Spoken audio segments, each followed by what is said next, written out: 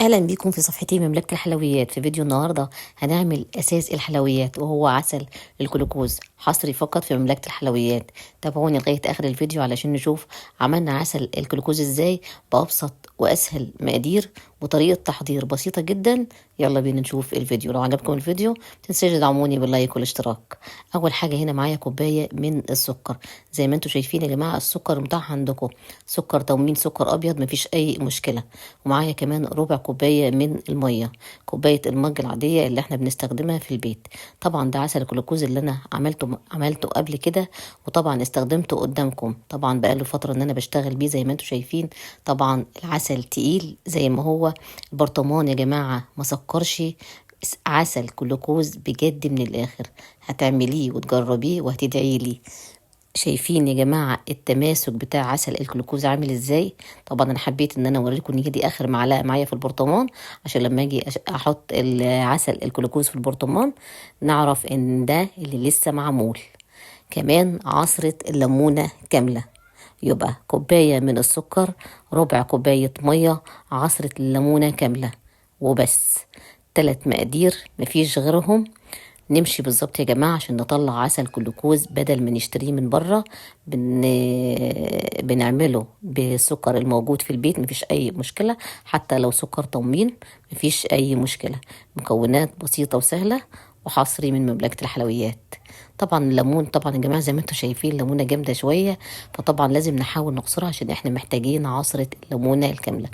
بياخد 10 دقايق بالظبط على البوتاجاز، مش اكتر يا جماعة ولا أقل.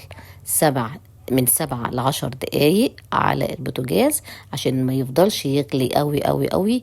وبص في الآخر قليت التكتل جدا ومش هيبقى عسل جلوكوز. في النص تقليبة بسيطة زي ما انتوا شايفين، ما بقلبش خالص قوي علشان الجوانب بتاعتي ما تسكرش. الطريقة بسيطة وسهلة وما فيهاش اي صعوبة. طبعا عسل الجلوكوز بناء على ان الناس بصراحة طلبوه مني كتير. زي ما انتوا شايفين هنا بعد ما ابتدى يغلى بقاله حوالي 10 دقايق، انا هطفي عليه وهسيبه يرتاح شوية طبعا في الحل علشان اعرف انقله للبرطمان. حابة على طول انت بعد ما يغلي وخلاص وحابة انقليه على طول مفيش اي مشكلة. انا حبيت ان انا اسيبه هنا قدامكم في الحلة زي ما انتم شايفين علشان نشوف التماسك بتاع عسل الجلوكوز بتاعنا. زي ما انتم شايفين يا جماعة لونه في الحلة بقاله طبعا بتاع ساعة. طبعا لا سكر ولا طبعا خفيف ولا اي حاجة، عسل جلوكوز بجد من الاخر. هتجربي الطريقة وتمشي بالظبط هتطلعي عسل جلوكوز هتستخدميه في كل أغلبية وصفات رمضان. في البسبوسة مهم جدا، في القطر التقيل اللي احنا بنستخدمه دايما للكنافة وللقطايف وبلح الشام ولقمة القاضي أساسي جدا جدا. بدل ما نشتريه نعمله احنا في البيت، مكونات سهلة وبسيطة وما فيهاش أي صعوبة. طبعا كتير منكم طلبوه، وطبعا حبيت ان انا ألبي طلباتكم. زي ما انتم شايفين كده العسل الجلوكوز بتاعي متماسك، اللون مفيش كلام. طبعا الأرضية طبعا بتاعت الحلة ولا سكرت بقى ولا كلام من ده.